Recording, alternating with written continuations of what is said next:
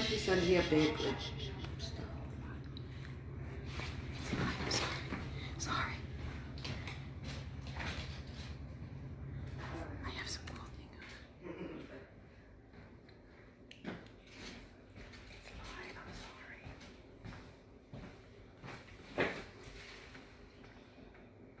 Actually, you can take it when you're ready.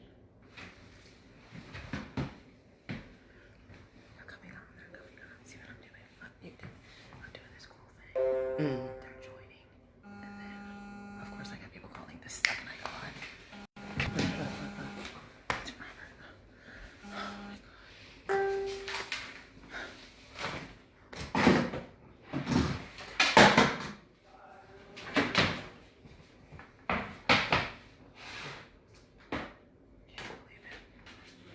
Welcome everyone to Punish for Protecting Facebook Live broadcast. We're going to give you some great updates today, and I'm going to talk about a little, exposing Anthony Ciibelli. But besides talking about that, we're also going to talk about what we're doing in New York and how we'd love you all to join us for the greatest takedown this country's ever seen, the takedown of the family court, which I'm very excited about. Let's get this moving here, and thank you guys for inviting your friends list and joining us right now. Let's see here. Just got to get rid of something here. Boom. And there you go, dear. All right. So hi, everybody. Welcome to Punish for Protecting Facebook Live right now. I'm actually trying to share this on other pages. Hopefully you guys can please share. Okay, and we're going to talk about some different things today. But one of the things I'm going to talk about is exposing Anthony Ciibelli, so that people can understand maybe some questions you might have. So we're going to go over that as well today, exposing Anthony Ciibelli. But before I do, again, I just want to thank you guys for joining us, and I want to thank you for those of you that are working hard at taking down the family court. And I want to give you a little update. I will be live again later on this afternoon, with another victim of the dishonorable judge, Anthony McGinty of Ulster County. I've had many court watchers into a recent trial, which is a joke, of me, which I'd like to kind of go over. In this trial, they have witnessed his mood swings. 1 minute he seems logical, 1 minute he seems like he's, acting judge-like. And then the next minute, I had somebody in there, which I will not disclose their name, but I never told them one word. They were specifically in there to court watch Anthony McGinty because of the amount of complaints that have been coming through for years. And finally, something is being done about it, finally. And at this point in time, Amy Ingram, the child attorney, began her line of questioning. Now, I don't have an attorney, which I'll get into some of that with you guys. Of course, I don't believe in bar members, but they're still violating my rights all over the place. And it doesn't really matter. I'm not even not even concerned, not even a hair fraction, not at all. There's nothing for me to worry about, but there's something for them to worry about, and they're basically just tightening their noose. But I asked a series of 3 days worth of questions, and in the time I questioned, without giving too much information on this, questioned someone on the stand, they admitted to every single possible thing that is harmful to a child. And then along comes the child attorney, and when the child attorney began her line of questioning, the people in the back that were court watching, without me ever saying a word about her specifically, came to me after and said, that woman doesn't care one iota. And one of them actually works in children's services, and said that woman doesn't care one iota for your son. Not one, she doesn't care at all for children at all. They immediately could see it. You can't hide the kind of person you are. And they immediately could see that nothing that was previously said mattered, and all that mattered was that she was going to attack me, and of course would be at the expense of my son, which will never happen again. So I'm not concerned about that. So, but with everything that's happened, of course, and I want to try to continue to talk to all of you out there, just remember that every victim becomes a victor. Okay, this is why we fight. you should never go through something as hellish as this without knowing that God has his hand on you, and that there's a purpose for all of it, and that you are that purpose. You are the people that need to band together with the right people. You see, when people are doing the right thing and going in the right order to do the right thing, there's always going to be infiltrators. We're coming against a very evil and wicked system that we're taking down. And right now, New York, you have no idea. It's don't get me wrong, there's still a battle, but I just got more good news just now, and I'll be in a meeting coming up soon, which I will publicize. We have media investigations happening behind the scenes. We have a lot of phenomenal things that are going on right now that is about to blow the lid off of the state of New York, which will affect the entire country and possibly the globe, which is what whether you're a flat earther or a round earther, we'll call it the world, okay? It'll affect the world. Okay, so I want to introduce to you guys right now Mr. Anthony Cibelli. He's with us today. Hey, how's it going? And we're going to talk to you about exposing Mr. Cibelli today. So Mr. Cibelli is willing. We had to beat him up a little bit. You see, he's in a sling. So he's not 100% willing. We had to literally put him in this position to get him willing. Just kidding. First of all, Anthony, let's talk a little bit about, you've been doing a lot of advocacy lately. And I have a couple of different questions I want to pose in a different way, but you have helped different organizations, including my own, Punished for Protecting.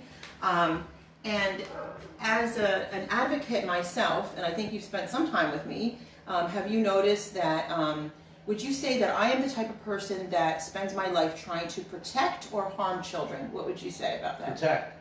And would you say that I do that, do you see me do that once in a blue moon, or what do you think of me? It seems to me that that's what most of your day consists of. Well, most of my day, maybe even into my, Yeah. just nonstop, right? Okay. You need him to... Can you move the chair a little bit? Like that way? Oh, look, so you can see him. Okay.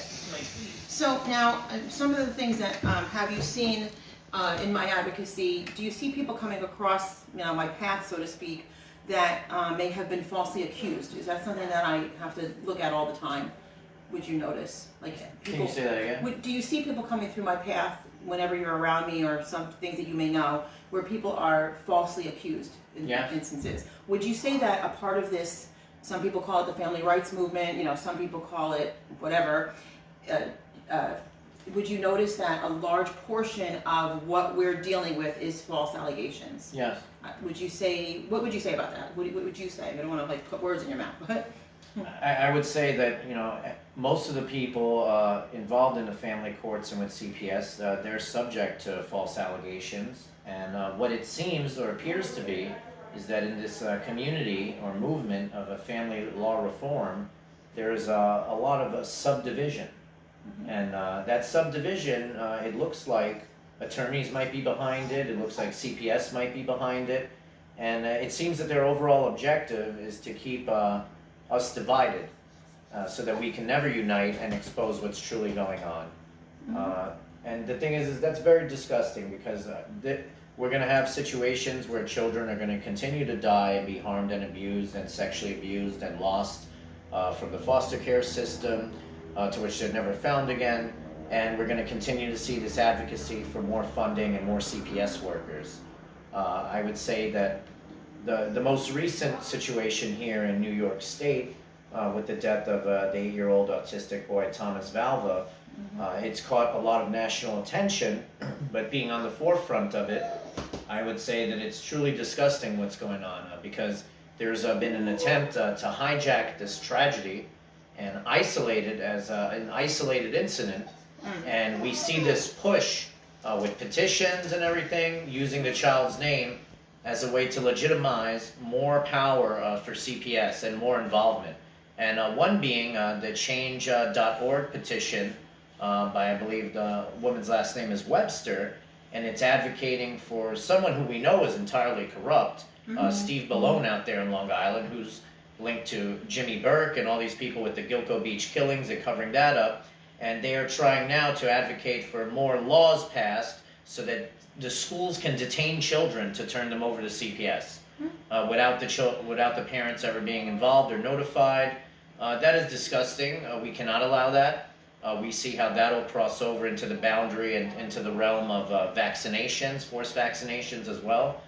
So the people that are claiming that they're here for us or that care for children are actually either too dumb to realize what's going on, or they're actually plants or shills by these people, or controlled opposition. And while people might say that that seems crazy, that's only what's really going on. And now most recently, I've been subject to some attacks, and that's what, we hope to clear the air for today. So let me ask you some questions, okay? Well, first of all, the reason why I was putting it on me a little bit was because I do deal with, God, thousands and thousands of families. Now, right now, we're spotlighting New York State. But of course, this is nationwide, and we care about our whole entire country, not incorporated, but our country, the families, the people, our neighbors. That's why I asked you, what do you think of what I stand for? And that would be protecting children and literally going against all these crazy odds, right?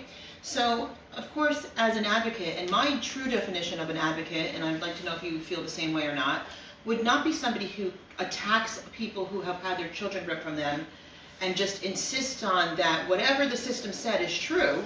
Okay, that's not an advocate to me. An advocate is somebody who finds out, is this person guilty or not, and on what level besides. Because we've all been accused of things that are not even close to truth, but then people who really are abusers, well, they're giving them kids, like Tommy Valva's father. You're right. Or like I can tell you that Tommy Valva, there's a carbon copy of the Tommy Valva story in millions of children and families across this entire world and country. So what is your take? What is a true advocate in this? A true advocate would see past the BS, because they would be fully aware that CPS only exists for the sake of taking children, impeding on families' life, and advocating for that family to follow some sort of a template, which people think the government is actually establishing. But the thing is these people are not government. If you think that they're government, you're totally wrong. They're all incorporated, and there's no accountability in this system. And the worst thing that we'll touch on right now is that, this whole system, the child welfare, divorce, CPS, family court, foster care movement, all it is a way for states to generate this dark funding from the Fed, which no one looks into. The Fed keeps on funding it, no matter how many people are sending letters. And I know you've been involved in this almost 12 and a half, 13 years now. And, it's just come down to a point now that so much has been happening, and God is shedding light on all of these terrible things. And, the dark is coming to light now, and these people are in panic mode, and they will take any tragedy that they can that should have never happened in the first place, because, like we said, Justina Valva Zupko, she was a victim of false allegations. We're not saying that people are entirely perfect. Everyone has their shortcomings. We don't even know what was totally said about her, but everyone can have a flaw or something. But these people are not government. And then they're going to come in and separate your family, force you to divorce. All lawyers are involved. Lawyers work for CPS as well. And then the worst thing is that we still see in this situation, after the father had killed his son, and this is after 17 times where the mother had contacted CPS, and at least one of those times she stated about the children being forced to sleep in the garage, that being one Thomas Valva. And sadly, in the end, that's where he was found dead. So now we see this push to legitimize CPS's existence because they want to blame it on some sort of a shortcoming or case overload, which we've heard many times. Many times. But the thing is if they really, really were sorry for what's happened, and if there was any accountability or anyone took responsibility, they would have just given this woman her children back and left her the hell alone, and hope that she doesn't sue them for hundreds of gazillions of dollars. But what we see them doing is making an attempt to legitimize their existence still in her case, because guess what? Now she's only got temporary custody because the father, the murderer, still has custody, even though he's in jail. And this, could have happened to me. I know it could have happened to many people that you speak to. And the thing is that I'm not claiming that I was entirely perfect or anything. I had some marital issues, but what happened here is what we see a lot. It's CPS being weaponized by disgruntled family members or divorce attorneys so that they can get, an outcome that they wish to get. And these are people, like I've said in the past, they should not, because of what we expose with them now, what we understand, because none of us trust any attorneys, because when you have an attorney, you're a ward of the court, which means that you're not of sound mind and you're retarded and you need them to speak for you. And they're never going to speak for you because they're just all trying to get this Title IV money. But the thing is these people should not be able to be working with children. They like to use the term children's best interest, and that is something that seems to me like a snuff premise. The children's best interest, if you look at any court order where it's being used by a judge, it'll say that it is the children's best interest standard is defined as the judge having the sole discretion at evaluating the credibility of a witness in a child care proceeding or a trial. Now, we know that the judge's judicial performance is tainted through emoluments, that being that they're in contract with Title IV agencies. So who wants to appear before a judge that's not going to be impartial? But yet, they don't want you to know this. So this system has to fall.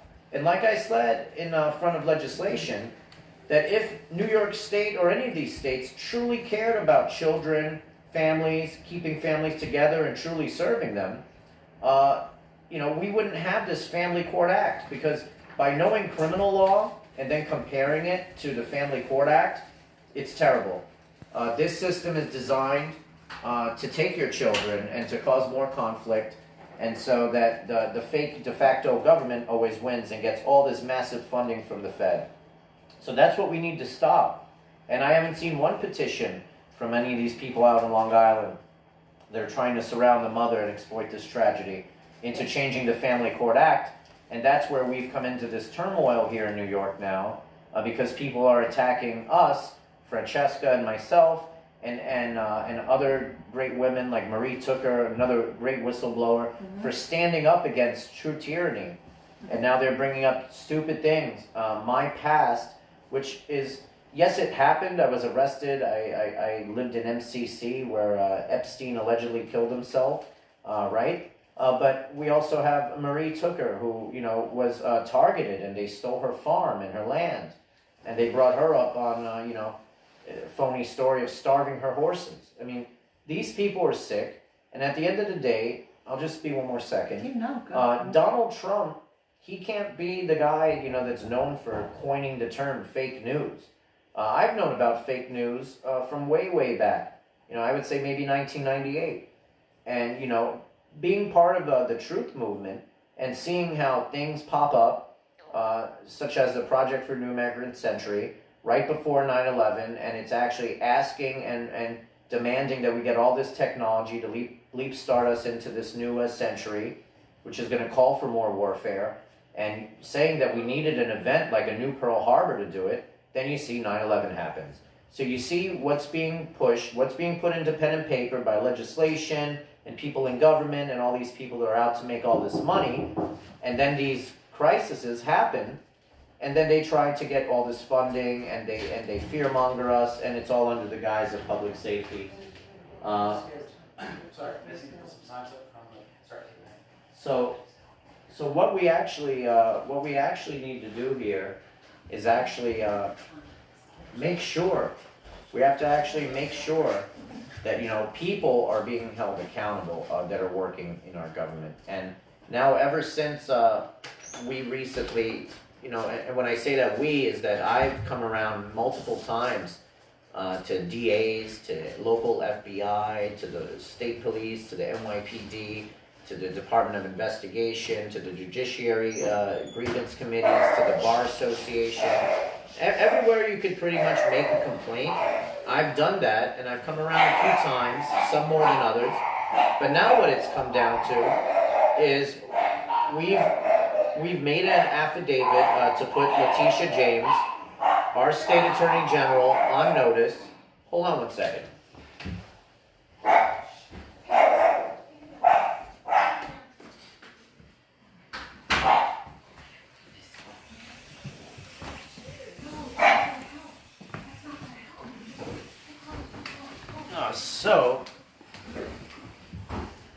And there's a delay on this camera.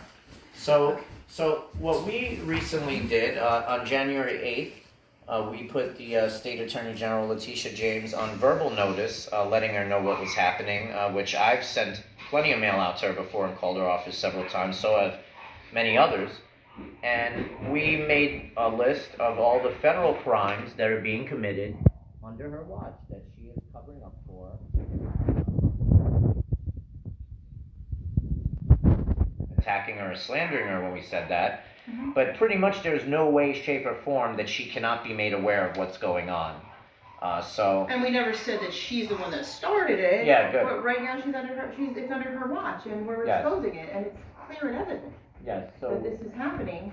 So we had stated that she was not responsible for creating any of this, but she did have the ability to help us stop it, and yet she has been silent. But then at the same time, she's posting on Twitter all sorts of nonsense that she's protecting the Constitution. And part of our argument against her with our notice was that there is no constitutional protection in these venues. And when you bring up any of these arguments, they laugh at you. So somehow her, like Nancy Pelosi, is protecting the Constitution. So that's very interesting. And we see a lot of the stuff that she's putting out there. We had a protest the other night, a peaceful protest, and then we see people that are well known. I mean, I haven't ever given them any attention, but I've noticed a lot of people because I study the different groups and the different people that are trying to keep people divided. So now we see this man by the name of Randy Davis, who lives out in Gordon, North Carolina, very close to Fayetteville and Fort Bragg, where I used to live, and so I have many friends there. We've seen him putting out a lot of fake information and stuff and slander, which in the near future I might decide to file a slander suit against him, and he wouldn't want that. So we see how now he's attacking me by bringing up things of the past, where the FBI had lied against me in the past. And I'm not against them in any way, shape, or form. I'm not against the government. I would hope for a real, true government that's not incorporated anymore, that's going to truly represent us. That's why the police can't help us lock these people up, is because we don't have contracts with the police to lock these people up. Same thing with the sheriffs. So people can swear in under all their oaths and everything, but yet it all comes down to contracts and usury, because that's all this system is, being that it's being run by bar members who, guess what? The FBI tells you that they can't help you. Go to the bar. The only bar that I'm going to be going to is to have a drink. And I'm sure that Randy Davis will then say that I'm an alcoholic and I'm not fit to be a father, or that Francesca... He should talk. Yeah. And see, the thing is the other day in court, I was already... I'll go to a coffee bar. I was already aware of these attacks. And, and it's very sad because I don't believe that a lot of these family court cases have to continue.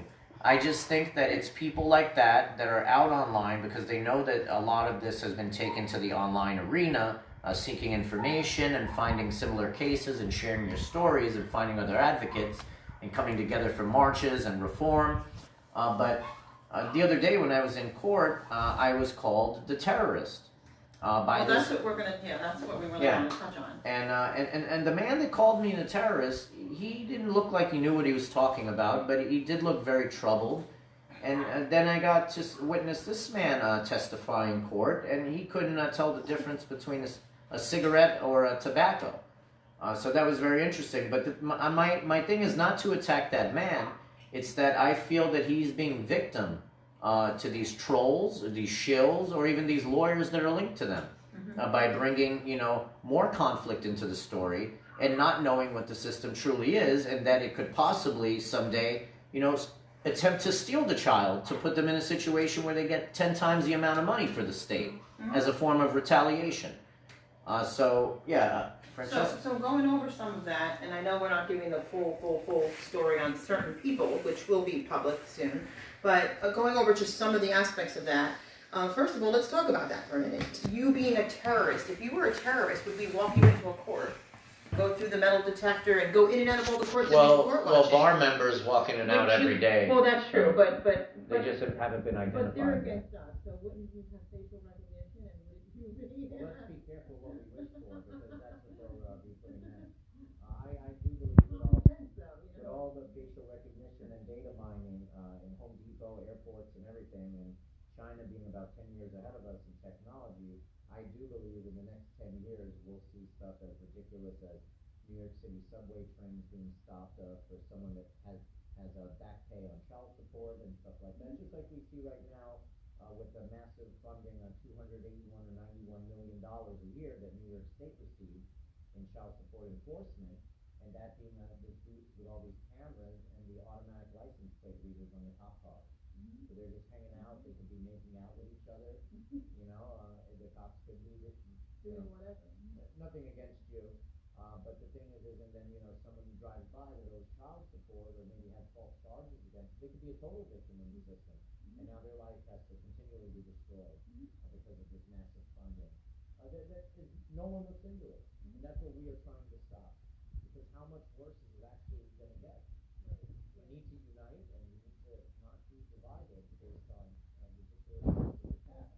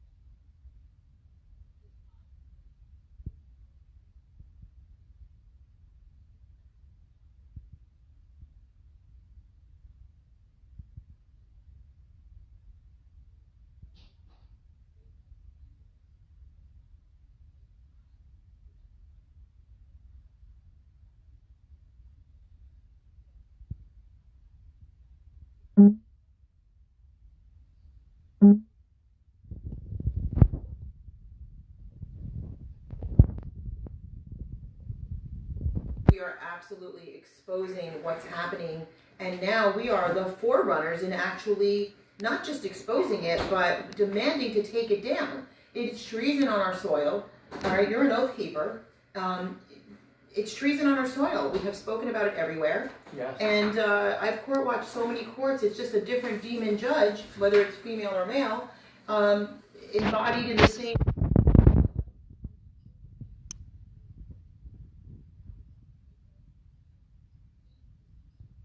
Harming children. Yesterday you court watched though. Okay. Tell me. That should have been over and done. Okay, by the first one, it was an easy win. Okay, it's an easy win. It's ridiculous. What was your assessment of what you witnessed yesterday? The judge, the social judge, the Anthony Ciibelli, the child attorney that could be that Indian woman, and the opposing counsel. What were some of the body language you saw? What was the experience?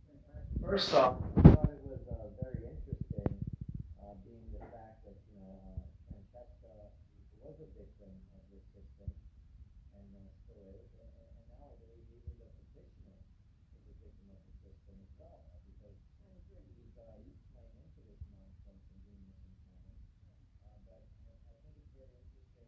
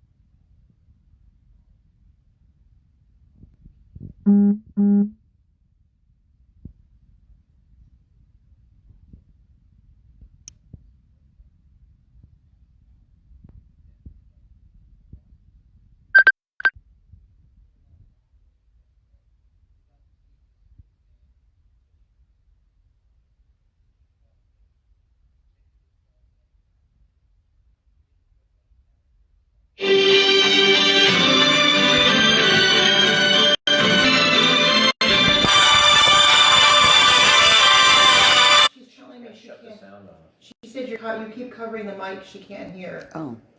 All right, she so calls in the middle of the line. sorry for those technical difficulties. Why don't you shut the sound off? I hope you didn't miss much. Scroll down. I don't know what you missed because I can't hear it at all. Okay, go ahead. I guess I don't really know. All right, so, you know, I don't think that the guy had a strong foundation for bringing any petition. And if you were to ask me, it seems like the guy was pretty much being strong-armed into making petitions. Like Francesca said she heard another time years ago. Keep filing, keep filing.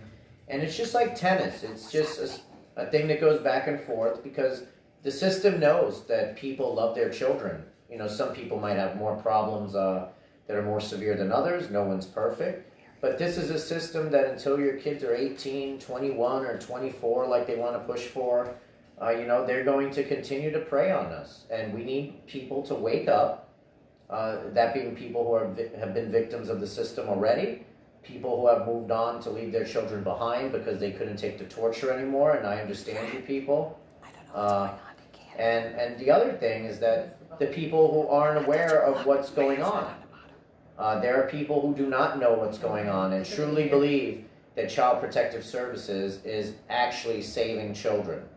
And I still have an open challenge, not a Randy Davis open challenge, but an open challenge to, you know, if you have anyone that works for Child Protective Services, and 4 people have, close friends of mine have, if you have anyone that works at Child Protective Services, have them contact me so I could question them about things. We could even have an interview.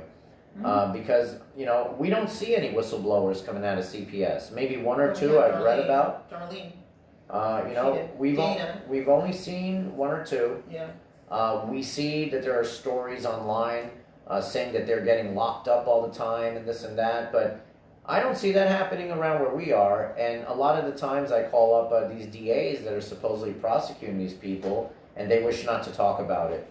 So I don't know if this is just yellow journalism to give us hope, or what the case may be. But all I know is that this system should have been ended yesterday, and it's going to continue to have more deaths of children, just like Thomas Valva. And any time that these cases do get any media attention, you're going to see a strong and deliberate attempt to usurp more authority and power from the people, we the people, who are supposed to have the government working for us, not the other way around, so that they can have more laws and more, and when I say laws, I mean more statutes. Statutes are unconstitutional, statutes are run by legislators, so why now are we before legislators after the death of a child, and now we see what's happening, this Tommy's Law. No, Tommy's Law should be the Tommy's Family Court Abolishment Act. That's what it should be. Slavery's been abolished before, and this is just a modern form of slavery, and it's probably even worse. It is worse. I mean, and don't quote me on that and say that, oh, I'm not empathetic towards what happened with black people, but I have nothing to do with that. And I get attacked for being white all the time, but my ancestors have nothing to do with slavery.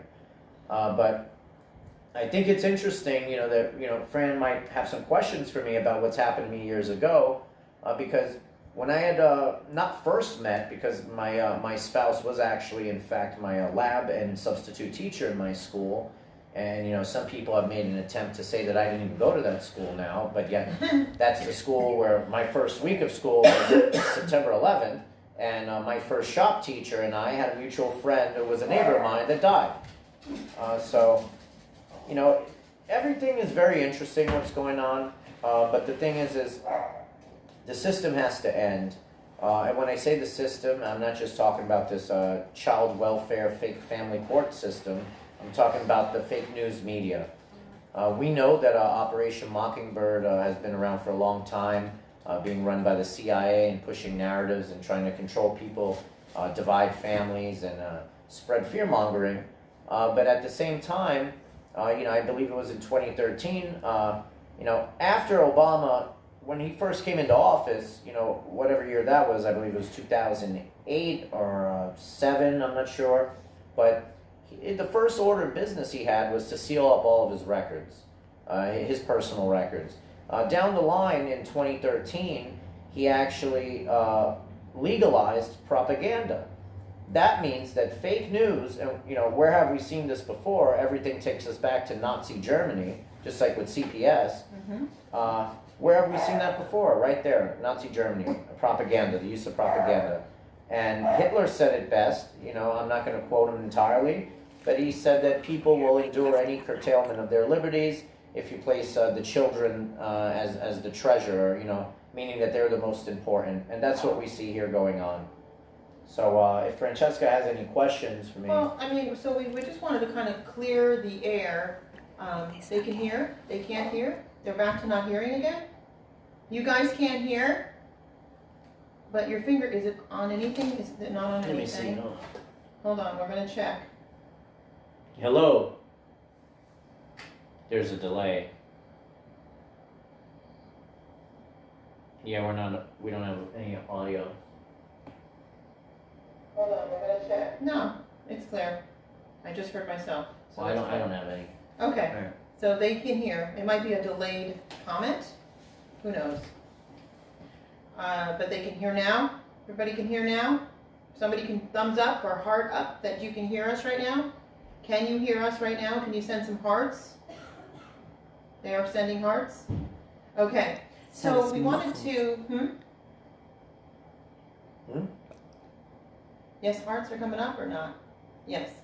We wanted to kind of clear the air today.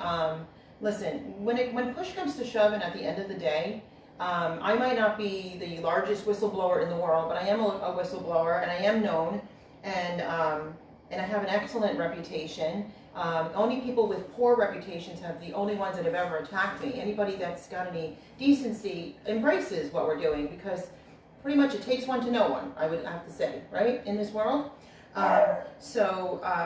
I've been extremely public. Man, I've even put my finances out there when I don't have to. So, I've showed things, and I've shown what I've given. Sadly, I didn't have to do that, and sadly, I didn't ever want to do that. But I did that because of the crazy attacks I first experienced, and how awful I think it is for people to attack people that are actually trying to save children. Now, CPS is called Child Protective Services. We all know it's a predator service, a pedophilia service. We all know that this is child trafficking.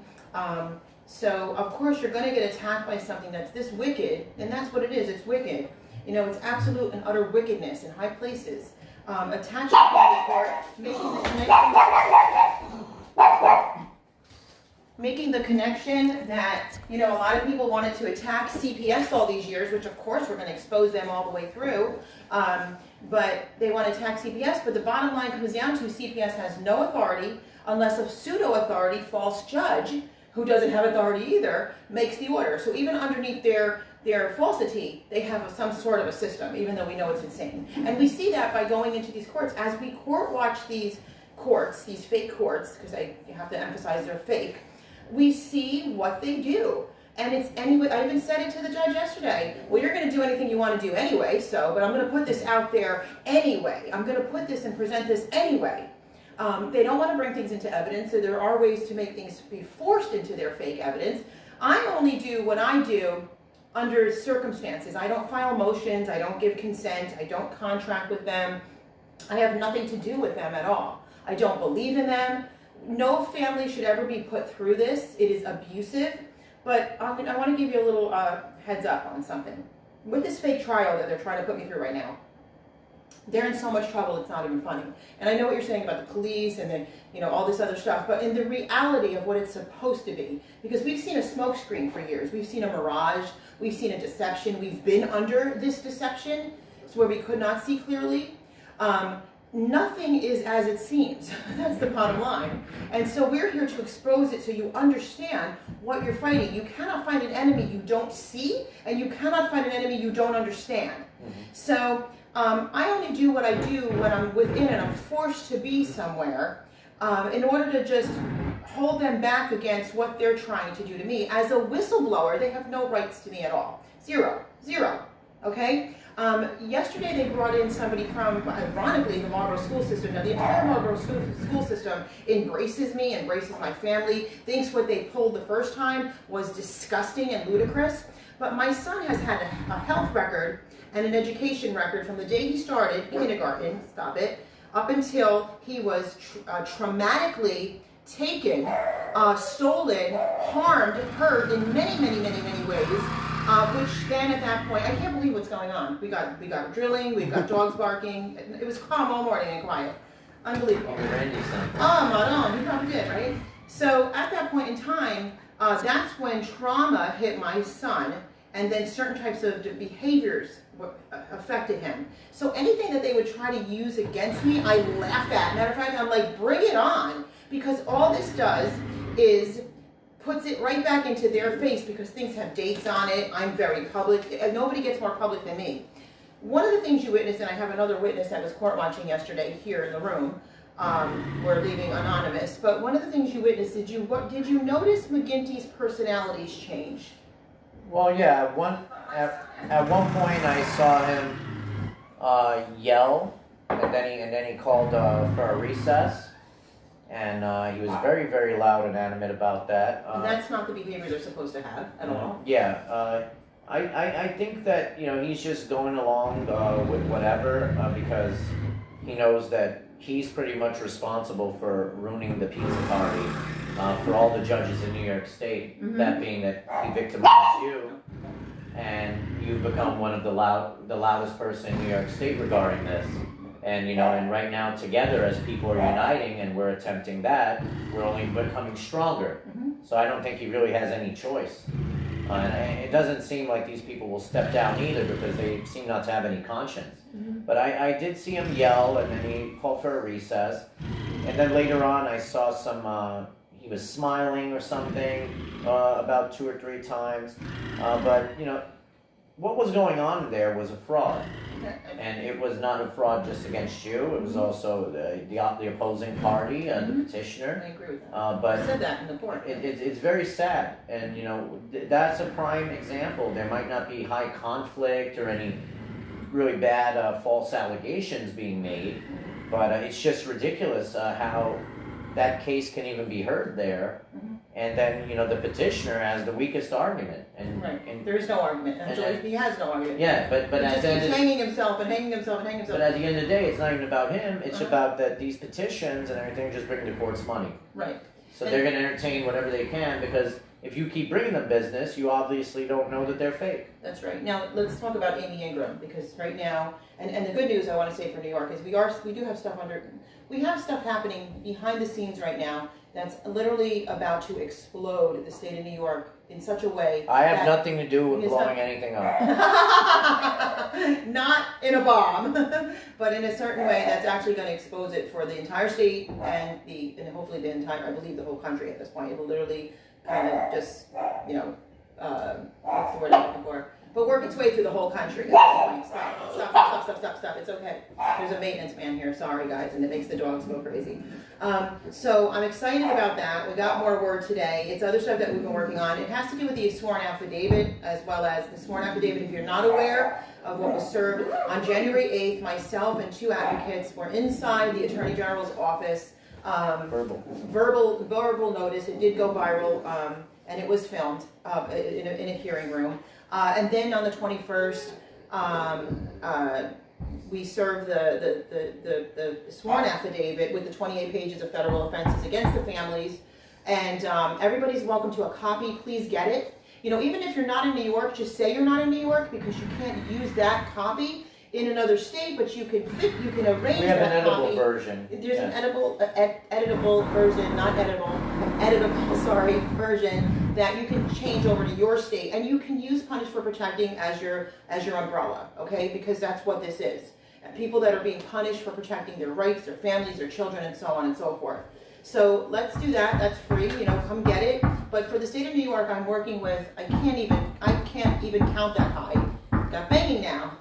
I can't even count that high as how many families we have here. So New York has submitted thousands and thousands of under oath supplemental, their own sworn affidavit under penalty of perjury, locked and solid truth speakers, okay? With regards to the judges and the attorneys and the this and the that and the other and the CPS workers and you name it, all to the executive director of Letitia James, our New York State Attorney General, and she is who I spoke before and she is who we, well, she's not who we serve, but we served for Letitia James, so it's all going through her email.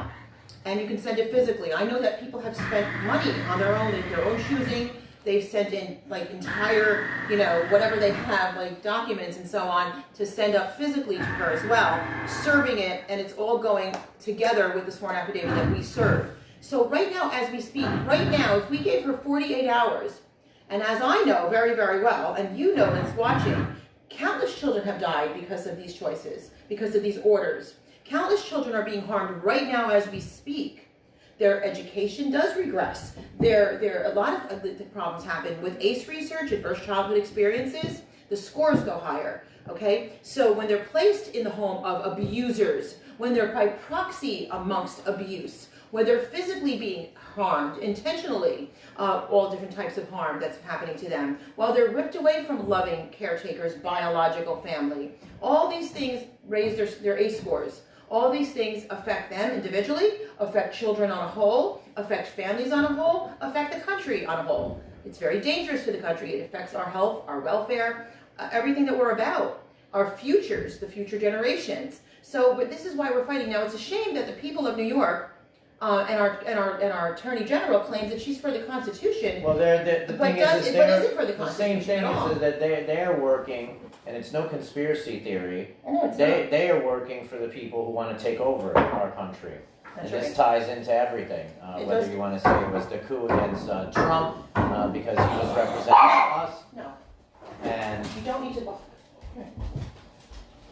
Yes, so we have people currently in our New York State government, and I'm sure it's in all these governments across the board, especially in liberal-run states, and this isn't to be political or anything, because there's plenty of Republicans that are no good either.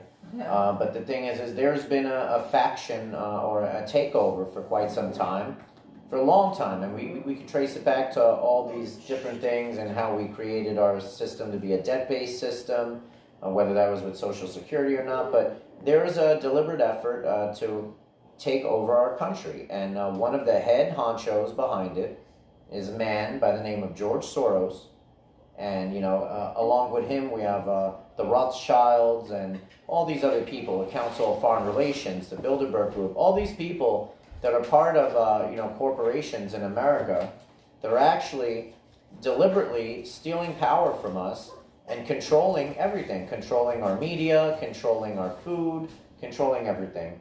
And when we have an Attorney General who's the highest legal officer in the state of New York, and she's gone out on a fight on Twitter with Donald Trump saying he's depriving us of our constitutional rights, well, how is she upholding them? She's failed to respond to we the people. She's putting out a bunch of garbage, and I hate to say that, to sound that way, because I only wish that she would help us. But the thing is it's evident that these people do not serve in our best interests, and that they are only playing into an agenda to bring more divide. And, that's the problem. So, when I say that the FBI lied against me, this and that years ago, I really truly wish that the FBI could truly find out their true identity and start working for the people. On their website, it says that they protect the Constitution. Right. When they tell you it's a civil matter, well, they also have a civil department as well, and they don't do anything there. No, they don't. And everything that they claim to do, all of these organizations, they do not do. Yeah. They do not do. And any half-literate person, if you read what they claim to do, and you talk to them about it, and they say it's not their jurisdiction. Yeah. It's literally absolutely insane to even have these organizations pretend that they do what they do when they don't do it. Yeah. So, I mean, it's a conundrum. So myself, many parents, Justina Valva Zupko, have gone everywhere, including the FBI, and they tell you they can't get involved. I've heard a variety of reasons that it's a civil matter, or you have a CPS or family court case, they cannot get involved. I've also heard that these people that are doing this to you are protected by the Uniform Commercial Code, and we can't do anything. So all these different things are going on. And just for the people that missed partial when we had a partial sound outage, they're asking what we talked about. I'm assuming we had, Anthony did kind of repeat it with regards to he's not a terrorist. No, I didn't really go into that None yet. of that. Okay, did you want to maybe touch on that? And then I want to talk about Ulster County, New York, and the state of New York. So stay Let me tuned. shut the door here. Don't hang up. Stay tuned. Or actually, I can talk about that now while he's shutting the door. So Ulster County, New York, and the state of New York, and anybody that's watching from anywhere, because whatever we're doing here, we're going to be doing it everywhere else. Stop. Stop, stop, stop, stop, stop. We have a maintenance man.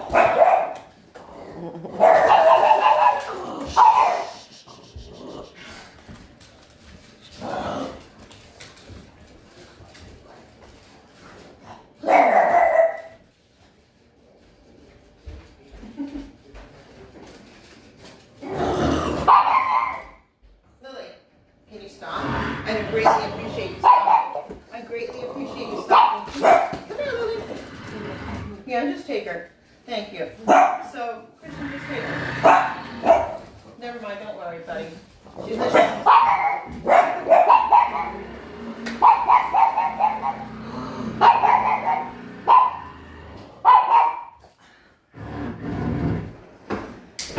Don't ever come here, guys, because she is a serious watchdog. She could bite you. Okay. So what I was saying is we have something going on right now in the state of New York that is absolutely, I'm thrilled about it because we do have what we need right now to close in on them. I'll just leave it at that. So if you're a victim of Ulster County right now, this is the open door to all of it. If you're a victim of Ulster County, I'm going to leave my email in this video, and I need you to say Ulster County in the subject heading, and I will tell you what you'll need to do. Ulster County, New York right now, okay? Then we're going to have every county in every state do exactly what we're doing. So you'll need the sworn affidavit and a few other things. You'll need 2 of the executive orders, which I don't have the numbers in front of me right now, and you should have a front cover of remonstrance. But we'll go over all of that, and we will have step-by-step instructions for everybody so that you can follow suit. But you're going to start seeing some massive, massive things happen. So that's what I want to touch on. But if you can go ahead and tell them, because I know part of it was missing, and go a little more detail about the fact that you're not a terrorist. Yeah. None of this is insanity. I mean, did even talk a little bit about you've never ever harmed anybody? Like, Yeah. come on, this is insane. So. If you did, family court would embrace you, first of all. Yeah. They'd give you children. They'd ask you if you want to be a foster dad. I could probably be a CPS worker. Yeah. Or guardian ad litem. Yeah, so years ago, I'll touch over the story briefly. Years ago, you know, I had gone out of the Army after 2 combat deployments. And, you know, people always say that soldiers leave with stuff, war trophies or whatever. Just I didn't claim that when I eventually got caught, we'll say. But I had kept a flashbang and a frag grenade from the Army because I had used them before and I had grown attached to it in a sense. And I thought that, hey, maybe it's good to keep one of these someday. Not to victimize anyone, but like I said in my closing argument in my trial down the line, is that our country at one time was a battlefield, and the basis of our Americanism comes from God. And right now, we're in a situation where it's pretty scary. I'm not saying it would be something where I had a grenade in my hand, but, you know, it's just we're living in very perilous times where we can't even protect our children. So I had kept these 2 items, and then I had 5 firearms that were my own firearms. I just did not have them registered because I know about the scam that's about when I worked at One Police Plaza years ago. A major case squad, special investigation on the 11th floor. I saw a lot of corruption there with overtime cards and all the stuff that they do. And that's not to bash the police, but that's just what's been considered the norm over there. You either conform to the norm or, you know, get thrown out and get thrown under the bus. So I had these items, and fast forward, I was out about a year at the time, and I was doing bartending, and I was in school, but I think at the time I was actually out of school. But what happened is there was a man at my house one night. There were several people over. My roommate had invited them over, and people were drinking beers and stuff. And later on, I went into my roommate's room, and I stepped into a conversation where this neighbor of ours, I'll call him Brian, he was trying to recruit people to do a robbery at a house that was a drug house. And I listened to about 10 seconds of this. And he also said that they have guns and body armor and all this stuff. And it was a small amount of money, too. I'm not saying I would have agreed if it was a massive amount of money. But I told him that he was either stupid or a rat, and I told him to get the hell out. I really wish that I would have reported him at the time, but I'm no one that calls police on people. And seeing how the police are being used today, believe me, I've called them several times on CPS and everyone, but they can't do anything about these people. Right. Because because we don't have a contract with the police to lock them up. Right. And the police and the bailiffs and these court officers and the sheriffs, they're in bondage with their pensions. So I don't want to get off. But that was the best, perfect way to say what you just said. Yeah. So one night, I think it was December 23rd of 2011, I was waiting for a female friend of mine to pay me a visit. Like 3, 4 in the morning, and I had fell asleep on my bed. And when I woke up, I had actually seen the monitor that I had. Is nothing I bought for the purpose of having a compound or anything. It was I had found a stereo that had a monitor when I moved into this house, which was partially abandoned, if we want to say that. And I actually lived there for 2 months for free and had agreed to do some repairs and stuff. And I found a stereo that had a monitor on it, so I hooked up a camera to the front door and had it there on my desk. And I had woke up at around 4 a.m., 4:30, and I saw people with helmets at the door. It was almost like a dream. And then they kicked in my door, and it was the SWAT team. And they raided my house, and they brought dogs later on to find stuff. And what happened is when they came, they told us that it was a telephonic warrant, meaning that they just contact a judge because they got a lead, and that they have to act on it because of exigent circumstances, that being that some evidence can be destroyed or moved out. But the thing is fast forward down the line, they made up a fake application for warrant, and they predated it, and believe me, that's when I started waking up to the corruption.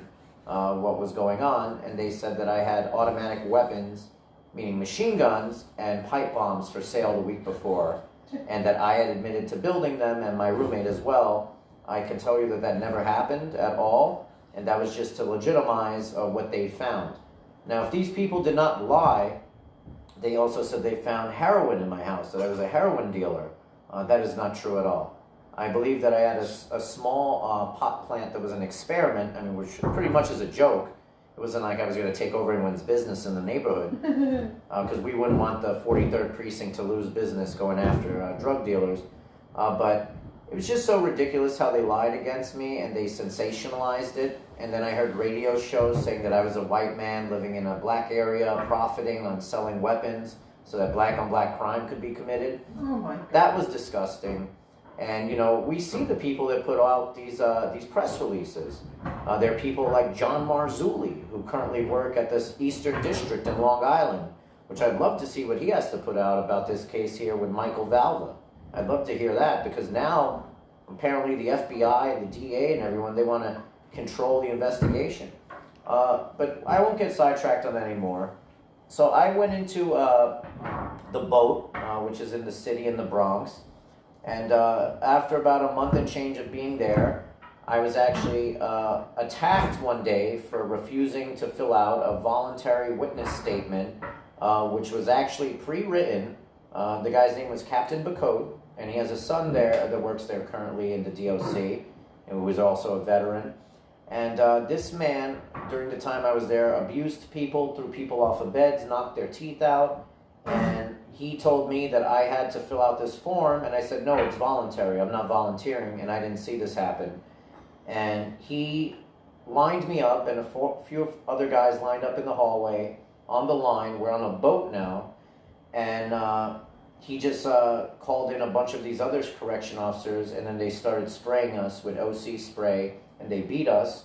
That's where I sustained damage to my left eye. That's why I have a twitch sometimes.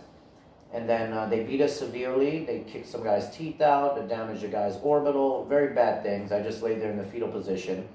And then they brought us up on charges. me inciting a riot, refusing a direct order, and assaulting staff. I was then put in a cold shower in the middle of January 31st, and then I was brought to Rikers Island, where I had a hearing to which they told me it seemed like I rehearsed my story, and I was sentenced to 110 days in solitary confinement. 17 days into those days of solitary confinement, which weren't quiet like they show you in the movies, and disgusting things happened, the FBI came to pick me up. And the FBI was involved from day one. They interviewed me. I agreed to do a video interview where I never told them that I was researching how to make bombs on YouTube. I never told them that at all. And I'm sure if they would have showed evidence in the case and not said it was national security, we would have established that. But instead, all they did in the end was they wiped my devices through magnets so that they could no longer work at all. And what the FBI did is they picked up the case. They brought me to the Metropolitan Correctional Center, where Epstein allegedly killed himself. And I'm actually helping a friend work on a book right now about that story, and a tell-all into MCC and what goes on there. But while I was there, I met a lawyer by the name of Peggy Cross Goldenberg, who worked for the Federal Defenders. And she seemed very interesting in helping me, and being that I was a veteran, and she saw that I had no criminal history, and she told me that they were going to give me, being the Southern District of New York, the prosecutor, that they were not going to prosecute me, and they would give me a deferred prosecution, making me leave with a misdemeanor because of my record. They never indicted me, ever. There are reports that I was indicted. I was never indicted, ever. I was actually there 12 months when I actually pled guilty. I pled guilty because I did have a grenade. I'm not going to deny that. I am responsible for my actions. But I was never offered any bail hearings in the middle of this, and I was starting to study law because I saw my attorney was lying to me over time, but I couldn't catch her, being that I had very limited resources, 2 computers out of 98 people in a unit. So I ended up, just pleading guilty. It was on my mother's birthday, September 14th, and I realized that I was brought before a magistrate judge who asked if we were going to be putting in a bail application for pre-sentence bail, which is something that I would have loved to do. And I had actually asked my attorney about that previously, and she said if you pled guilty, you could get pre-sentence bail. But yet at the court date, she didn't argue anything for it, and they said that we would have to make the appropriate application. And when I got back to MCC, I realized that I had gotten an email from her in the morning before I went to court, which I didn't get to check, and she was telling me that Judge Harold Baer Jr. had informed the magistrate judge, so that's another judge to bring into the equation, not to consider discussing bail at all. So I had never met Judge Harold Baer Jr. I didn't know who the hell he was. But now I knew who he was, because now I was supposed to send my character references for sentencing to this judge. So I had actually, with the help of a friend of mine in there, came up with a small package. We typed it up, and it was very difficult because they don't have like Word or anything like that. You have to do it in the form of an email and learn how to use this system. But we actually typed up some exhibits and a letter and all the documents that I had and things that I was challenging, and we sent it in, and someone had volunteered to save the day for me. I grew up with someone that was working at MCC that treated me very poorly, but yet someone in the jail had actually volunteered to help me, that had access to the outside. We were not smuggling in contraband or anything like that, but I had gotten my letter to bypass the venue of terrorism, which they had me in. They had me in the venue of terrorism and international narcotics for no reason but the reason of denying evidence. They just like how they do in family court. They could say whatever and then deny you your due process. Well, thanks to the Patriot Act and 9/11 and the Project for a New American Century, that's what I fell under. And you know what? I'm actually glad that this all happened to me, because I'm actually way wiser now, and I know what's going on, and I know that everything is either good or evil today. That's all everything comes down to. But I had actually sent this letter to the judge. Afterwards, I had sent They changed all the guards in the unit and everything. And about a week and a half, 2 weeks later, I got called in to court. I believe it was October 14th. And I didn't know that I was going to court. And usually when people act like they don't know they're going to court, it means that they're a rat or an informant, a 5K1 recipient. Now I'll touch on that real quick. And I'm sorry to be scattered, but I want to just break down info so you guys can understand what I'm talking about. It's not just about me. Anytime someone gets a federal investigation with the FBI or whatever, from the people that I've come across, is they offer you a 5K1, a cooperation agreement. You don't have to have necessarily done any bad. A cooperation agreement doesn't really mean that you have anyone to tell on either. It could mean that they use you down the line as a jailhouse informant or whatever the case may be. Now, my time in the Metropolitan Correctional Center, I can tell you that 5K1 recipients mainly include pedophiles, child pedophiles who are given fake paperwork that says that they're there for marijuana and all sorts of things that are protecting them in jail. And believe me, if you dare call one of these guys a rat or a chomo or anything like that, you're going to get charges for tampering with a government witness. I've seen it happen before. So it's very disgusting, and that's when I actually realized how our federal government is protecting pedophiles, and I found that to be very disgusting because I don't even think I should have been there in the first place. I thought it was definitely an overzealous and a malicious prosecution. Over the top, for sure. But fast forwarding, I get called into court. Some people thought I was a rat, this and that. And I get to meet a man, a great man, by the name of Judge Harold Baer Jr. Now, I was outside in the bullpen before I went out into the courtroom. Across from a real Taliban member who was brought to America from Afghanistan. He was sitting across from me, and my attorney had come up to me and questioned me if I had sent any letter or package to the judge. And I kindly asked her to get out of my face, and she just hobbled away like the 10 pounds of crap she looked like in the 5-pound bag that she is, or what she was wearing, and she hobbled away. And I got pulled into the courtroom moments afterwards, and this judge came in. He had a headset on, and I think he was on a cane or a walker, and he was an older man. And he opened up with saying that he's known my lawyer for a long time, and he sees that I'm arguing that I was coerced and manipulated by her.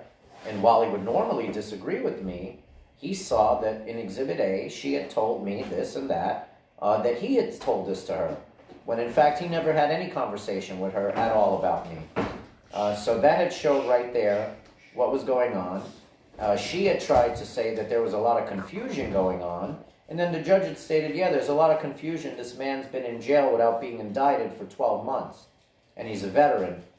And then they started saying that they were helping me, they were giving me psychological treatment and treating me for PTSD and all this nonsense. That was not true at all. So the judge threw my lawyer off the case. The prosecutor, John Peter Cronin, tried to cover it up. He went on to do big things now and spearhead task force against MS-13, which I truly believe that guy should be investigated for a lot of corruption and doing things. I don't believe that a lot of these mistakes, I don't think that any of these things are mistakes or like they like to render them as harmless error. I think that these are knowingly, intentionally done things. You know, these are not Mickey Mouse people with Mickey Mouse educations. They're in positions of power in our government. Just like the people who are funding the war against families. Alex Azar of HHS, who went to Dartmouth with Kirsten Gillibrand. These are people who are knowing what's going on. And yet we don't see them helping us, and now we see the ties of Kirsten Gillibrand to the Nexium sex cult. And I apologize for getting off track. This is all very important, though. But but this is all extremely important that the viewers understand this and understand the ties, so that they don't fall into the vortex of... No, going to help for them. Yeah, they're going to help you. Them, believing that they're gonna... Sorry, guys. I'm sorry, killer's on the loose again. So, what happened is, I had proved that my lawyer was lying, and... Wait a minute, wait, did you just say a lawyer lied? Yeah. Is that a thing? Yeah. No way. Lawyers lie? Yeah, she was a federal defender. But No the question way. is who was she defending? I didn't know lawyers lied. Yeah. Well, my bunkie in the MCC was a Jamaican man, and he said, "Lawyer, liar." So that's something that's interesting. Lawyers lie. The thing is that liar. these cases are going on forever. I don't see where I had to be left in the jail before taking a plea deal or whatever. For 9 months and then 12 months at sentencing. It's all about the funding and these phony investigations that we see being done. Right. That there was no way that I should have ever been put in the venue of terrorism. And one of the things that I realized while I was there is that almost everyone was there for some sort of a conspiracy, by using government informants. And it was just disgusting how these people use pedophiles. And there's also another guy that was in the jail that microwaved a baby, and he's a jailhouse informant who's been there for 15 years, and they bounce him from floor to floor. There's people that terrorize older people with home invasions and shoot them and kill them, and yet they're government informants. Working on Wesley, walking Wesley.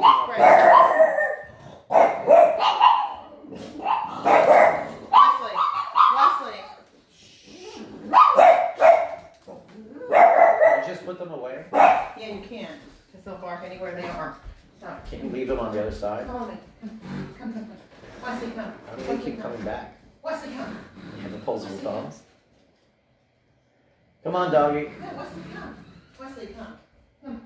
Wesley, come. Someone must have did voodoo against us. Wesley. So I should have never been in that venue to begin with. But yet somehow we moved forward. Then I went on to find out that my judge, Judge Harold Baer, was one of the people who had to sign off on us invading Iraq in 2003. That being the reason that he was brought fake intelligence saying that Saddam Hussein was linked to September 11th. So that's actually the truth, and you can actually look that up. But that's disgusting. So I feel that's why they never brought me before that judge. And then down the line, when I wanted to take my plea back and fight from the outside, they try to argue that my judge was not being impartial anymore. And, just really ridiculous. But I was making a lot of noise. Then I started a studying group, legal study groups in the jail, as well as being a tutor, which I got in trouble for being a tutor then because I wasn't approved by the no-show education department, which was run by the women of the jail. And then I was further retaliated against when I was given bail, and they actually lied to my friend and my dad. My dad used to actually work with the FBI agent, Robert Forgis, who was assigned to my case. Now, every time I mention his name, the FBI likes to call me up from 212. Can you shut the door, please, so they don't come in anymore? Yeah, they're locked out. Let's have like 3 layers of protection. All right. And so Robert Forgis, I guess he was just doing his job, and I'm probably also gonna believe that it was a lawyer that was telling him to lie or do these things against me, because that's usually how it works, right? CPS are innocent people, and they're working for lawyers. So who's innocent at the end of the day when it's all corrupt? But he lied against me. Things that are unnecessary or ridiculous that didn't make me seem more dangerous or anything, but he lied against me. And he took forms of property I was responsible for, that I just had the forms from when I was in the Army, a MALS, a Master Arms List or a hand receipt, and then he made my dad, who he knew from his place of employment in the United Bank of Switzerland in Jersey, and got my dad to sign these fake evidence forms saying that I had items in their house. That was totally untrue, and my parents made them cake and coffee while they were there, and they went on to make fun of me, the FBI, that they did that and accommodated them. Insane. So down the line, the day I got bail, which was after 3 times, which I used my bail hearings as a mini trial to see if they could bring anything against me, because in the past they said that they didn't want to show any evidence because it was national security and it'd be damaging against the United States of America. I think that that's one of the most ridiculous things I've ever heard. But what happened is they pulled this tactic, and that left me in jail overnight. They don't let anyone go on Friday.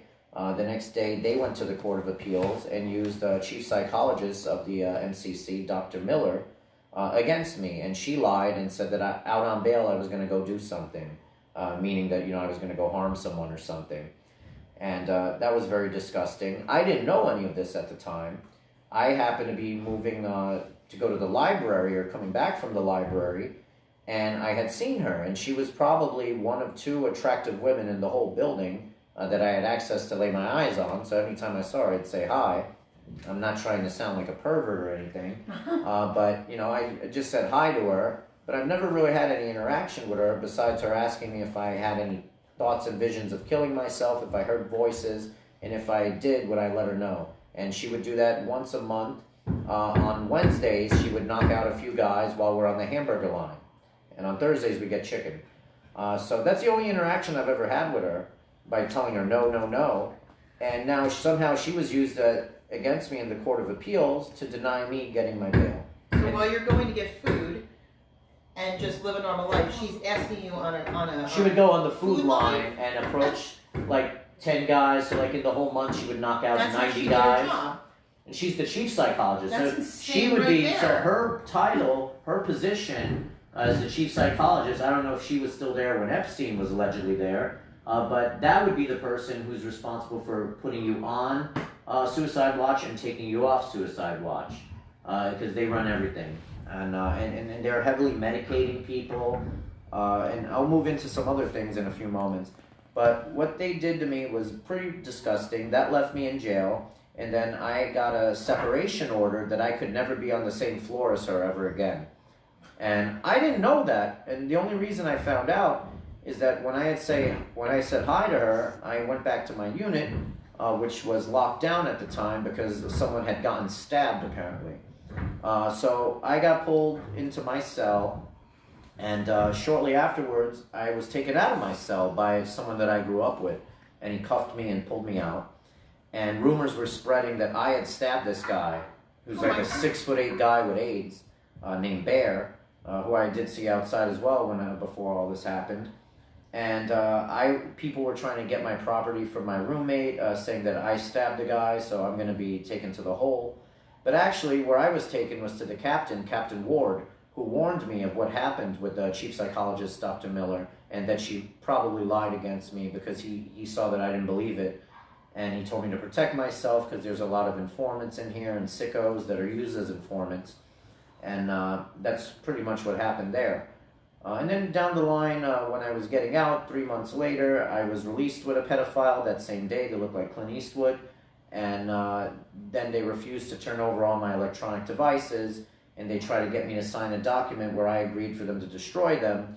And since I never signed it, they destroyed them anyway. And these devices that I got were my actual computers and laptops. I think there were 3 of them and 2 phones, which would have proven the exculpatory evidence that showed I never looked up online how to make bombs or any of these things that they say I confessed to. But out on probation, I had, the judge had said when I first got in bail and on my sentencing that I could go to the VA and see a psychologist to protect myself. Not that he thought I was crazy.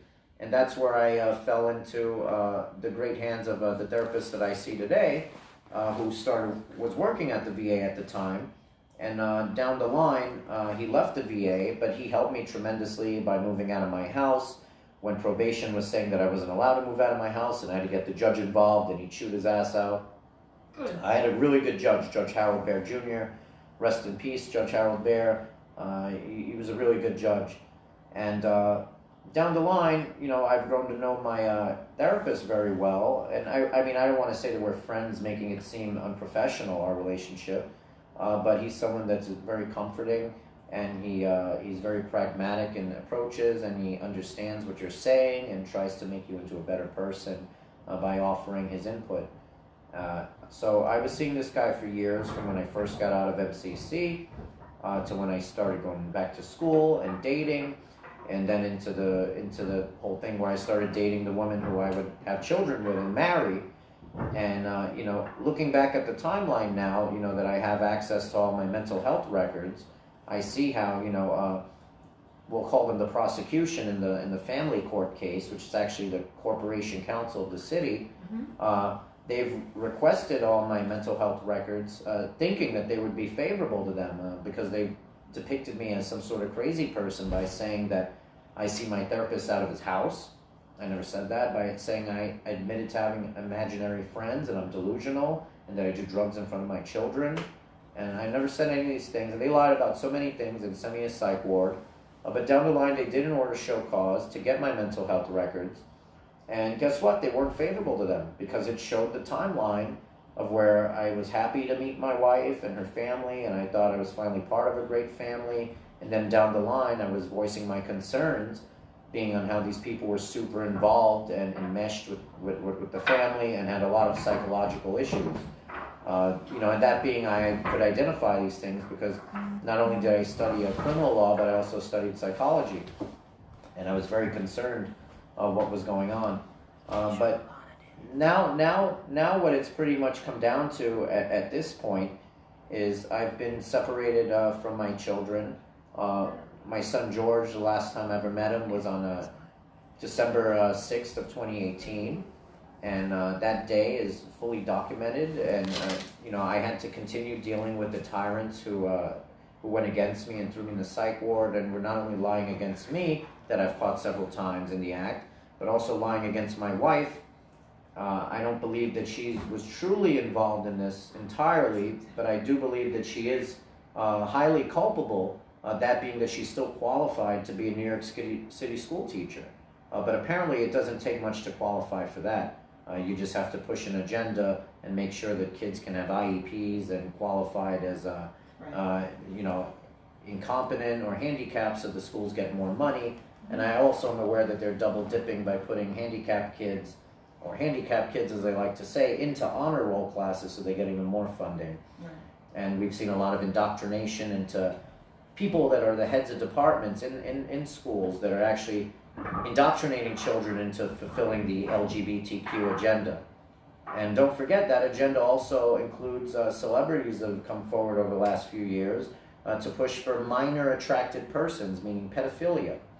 So it's very important that we stop this system, and by saying stop the system, we're not opposing, we're not overthrowing our government in the sense, but if this is what's considered government, because it's tied into the court system, the unified court system, then we have to sever it.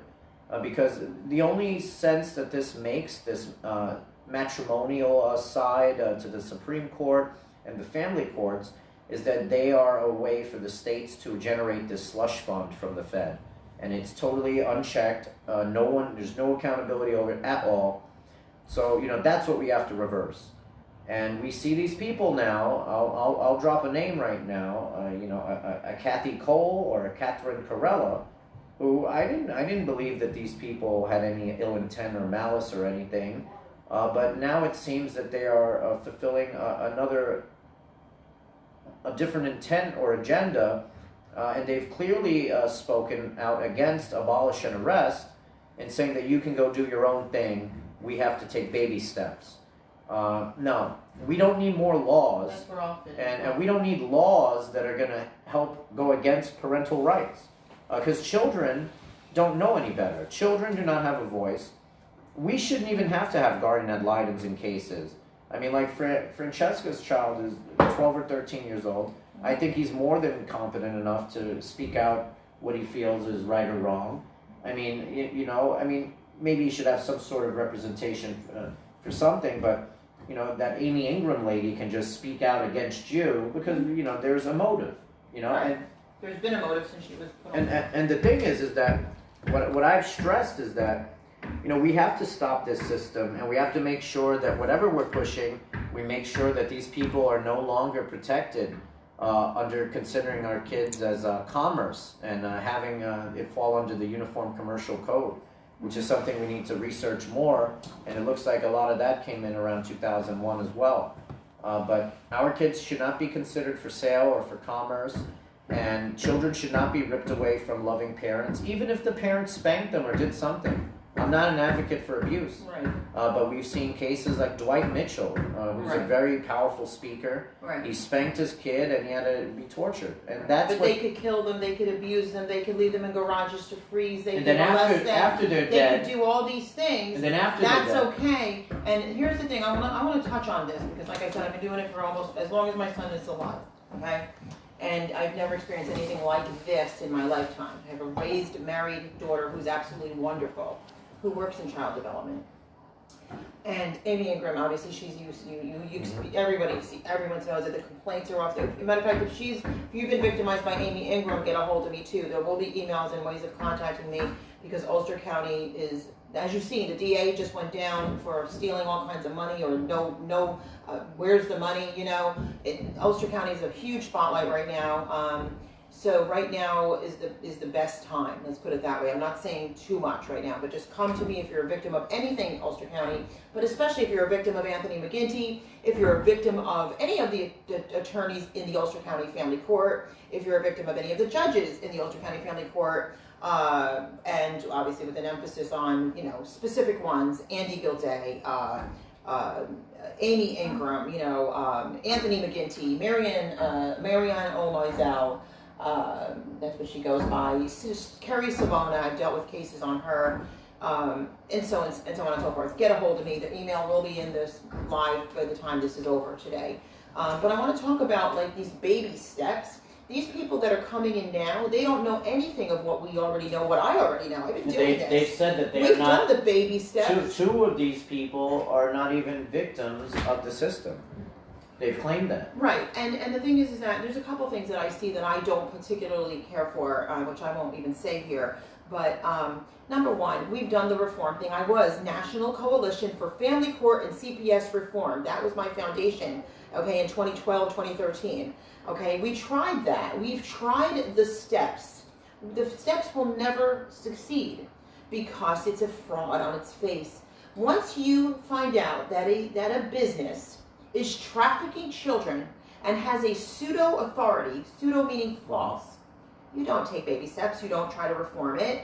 You don't try to give it some authority. You don't try to give it new forms of authority. No, you take it down. Yeah. No one wants to touch it. No one wants to mention that it's a fraud. Right. So that's the most important thing, is that these courts are not real. They are real. They're in real court they're buildings. real buildings. They're buildings. They're real people, but they're not acting in the capacity of upholding the Constitution, which they've taken oths on. They've taken oaths. I've asked the Ulster County Sheriff's Department repeatedly, publicly. You guys can go look. Someone just got, and congratulations. Someone just, got admitted into as a sheriff. And I said, can somebody please post the oath? I just want to see the oath. I work with some of these guys. Okay, trust me when I tell you, they took an oath to serve and protect us. Don't let anybody fool you. That's exactly their oath. And if I can bring them in to tell you, I want to show you the oath. Show us the oath. Somebody wrote me back, I don't know who, from there, and simply said, oh, I'm sure we could do that. I'll ask my superior. Okay, well, it's been about a week now. So I'm asking again today, can someone just post the oath? I want to see your oath. Listen, when you walk into these family courts, where's the oaths? Yeah, they're not there. Where's the oths? Where's the license to practice a business out of there? Where's any information? I can go anywhere. Mental health evaluation. Anywhere. Anywhere I go, any business I walk into, I can go and I can look at everything it's supposed to be made for the public to see. The only court there is the court of public. The public court. We, the people. We are it. Okay? So here's a couple things that I've tried to tell people throughout the years that I've been doing this. And number one, do not let these bullies bring you down, okay? If you understand anything about, and I know they call it domestic violence, this is domestic violence. If you've ever been a victim of any kind of abuse, because what it actually is abuse. It's either, altercations or assault and battery or, what have you, maiming, sexual abuse, molestation. These are the forms of abuse. When they want to title it under this domestic violence, that's nonsense. That's a military term. And that is actually what they're doing to us, okay? But irregardless, you know that they formed all these different organizations and they're making money off of all these domestic violence hotline and if you're a victim, come to us, and then they just re-victimize you more, and what have you. But the point is that I'm trying to make right now, do not let them, they are bullies, do not let them intimidate you, do not let them, I know that like even yesterday I was getting triggered, and the only thing that I noticed that triggers me is an individualized attack. Or when someone's standing there like Amy Ingram, listening to 3 different trials of this man admitting to horrible things that you would not put a child around, and yet you twist the narrative and you add your own spin on it and you're going to attack me again. After I just called you out for having I'm sole custody. You saw it, I'm sole custody.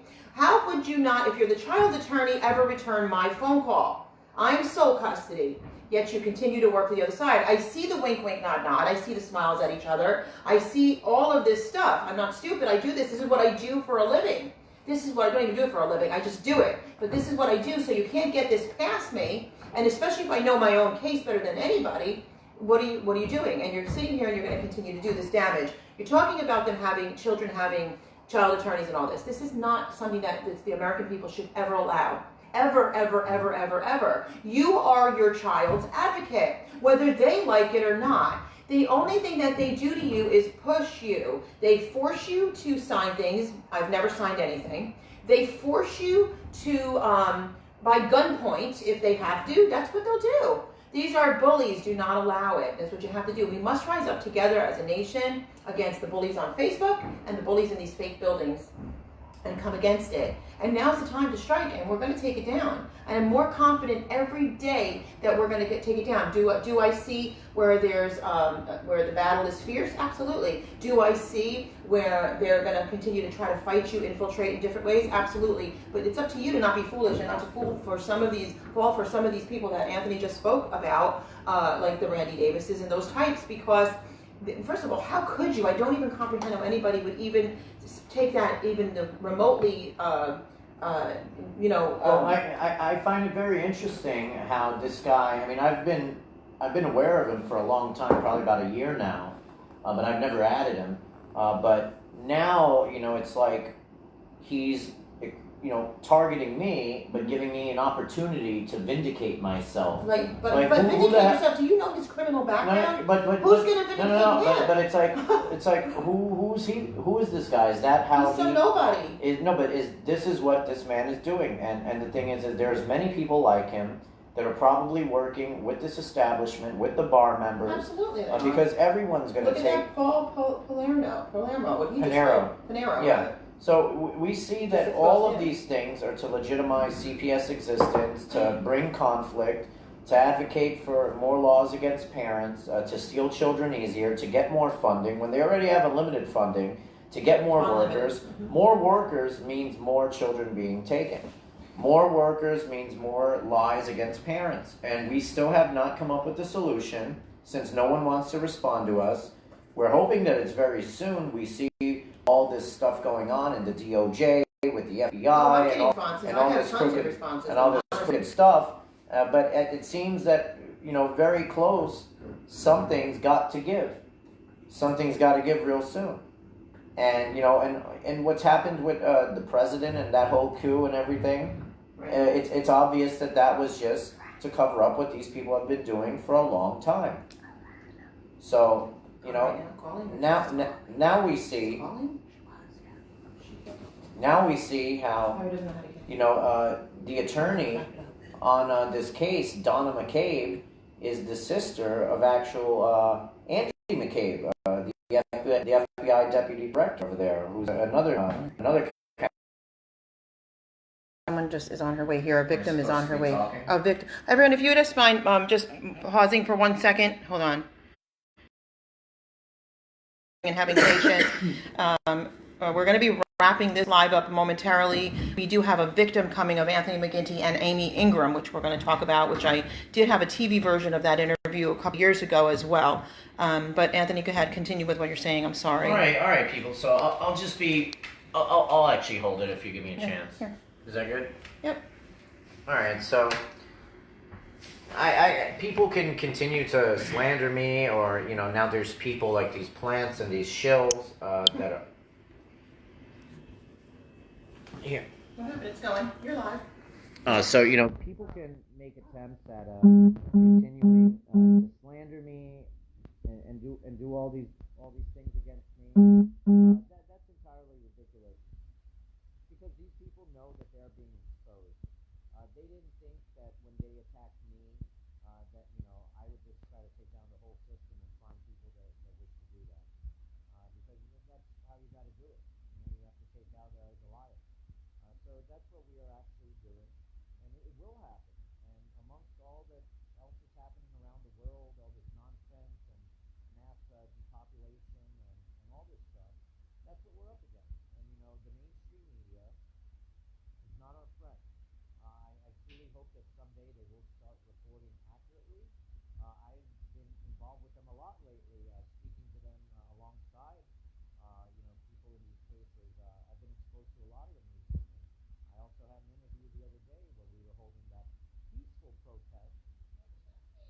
with tased or anything, you know, and that's the thing is you got to be a dummy to fall for this crap. So so so you know, you look at any attorney, anyone, any of these advocates or people that have been working 30 years for children, been doing such a great job. That's why I've had to step in. Let me just finish. But that's just not trying to be a falling into. The thing is that all these people are tied together somehow, somewhere. I've established it with their Facebook friends because they're so stupid. I've been doing this over a year now, and I have a whole network of people that have tied into people, that being into the Arc of Justice with Al Sharpton over there, because I was made aware of something that they were collaborating with the SCLU. And I'm not saying that SCLU is all bad, but yet once again, they were first to show up when Tommy Salva died, with Sebastian Dog Park. So that happened, and then also this attorney showed up at the same time, another bar member, and we see that everyone's working cohesively together to cover things up. Why would the FBI and the DA and everyone get involved now after the child died? God forbid something happens like that to my children after I made all these attempts. I'll tell them, no, I don't want any investigation. Just screw off with your life. I'm leaving the country. Goodbye. But it's disgusting what's going on here, and it's very obvious that they all work together. So these are no different than Benedict Arnold himself. We just have to maintain our focus, see through the BS that these people continue to push, that being the mainstream media, and court watch. Anytime you see a high-profile case, you know, make sure that you guys have enough people to bombard the courtroom so that the media doesn't get in, or you at least limit them, because they're going to write a nonsense story anyway. That's what they do. That's what they've been doing about the Valva case here.